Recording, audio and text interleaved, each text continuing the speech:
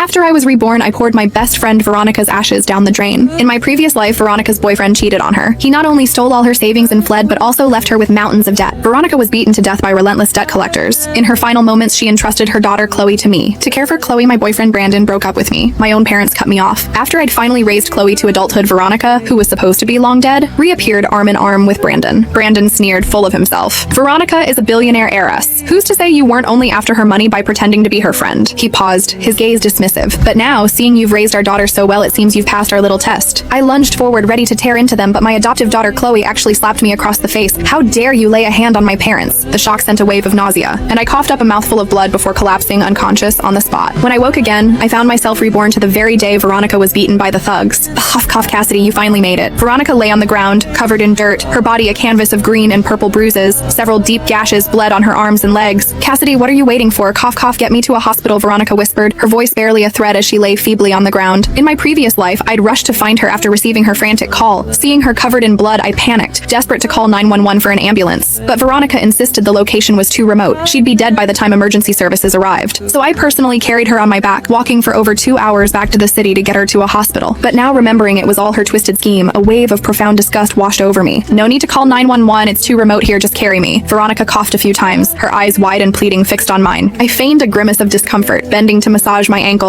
I'm sorry, Veronica. I really want to carry you, but I just twisted my ankle. I simply can't. Fearing she wouldn't believe me, I even pulled up my pant leg to show her. My ankle was already visibly swollen and red. In my previous life, I had endured excruciating pain to carry her. By the time we reached the hospital, my ankle was practically mangled and it took a fortune to fix. This time I wouldn't be so foolish. Veronica's face drained of color, making her look genuinely on the brink of collapse. Just then, an SUV pulled up beside us. The driver, a kind-faced man, asked if we needed help. To keep up appearances, I quickly smiled and accepted. At the hospital, she was immediately rushed into the emergency room. Soon, a harried female doctor burst out, declaring Veronica had lost too much blood and needed a transfusion. The hospital's blood supply is critically low, and coordinating a transfer from another facility would take too long, jeopardizing her life. Dr. Evelyn Reed explained urgently, Ms. Veronica mentioned you're a match. Come with me, we need your blood now. A cold smile touched my lips at her words. The exact same line as before. This doctor, Dr. Reed, had used it as an excuse to strong-arm me into giving an unsafe amount of blood in my previous life. I'd been too overwhelmed to object then. Afterward, I was so weak and dizzy the world spun. Veronica had seized the moment to beg me to care for her daughter, and in my dazed state, I'd simply nodded. So I turned to Dr. Reed and said, I'm sorry, but I'm on my period right now and already feeling weak. I can't donate blood. You'll have to find another way. Dr. Reed, clearly taken aback, stomped her foot in frustration before rushing back into the ER. Another 20 minutes passed. Dr. Reed emerged again, her face etched with a performative sorrow. My apologies, we did our best, but Ms. Veronica's condition was too critical. There was nothing more we could do. Her voice softened, dripping with false sympathy. She's still conscious. You can go in and say your final goodbyes. I nodded, my expression completely serene, and walked inside. Sure enough, Veronica lay on the hospital bed, as pale and weak as she had been in my previous life, her voice a mere whisper as she barely breathed my name. I walked to her bedside. What do you want to tell me? Veronica's eyes welled with feigned tears. Cassidy, you're my best friend. Why didn't you give me blood? If you had, maybe I would have. Dr. Reed chimed in, her voice dripping with righteous indignation. Yes, Ms. Veronica truly thought of you as her best friend, yet you refused. Poor Ms. Veronica, so young, giving up too soon. You truly are heartless, I replied, my voice flat. Blame your hospital for not having basic supplies. How can you not have the blood a patient needs? If something happened to me because of an unsafe blood donation,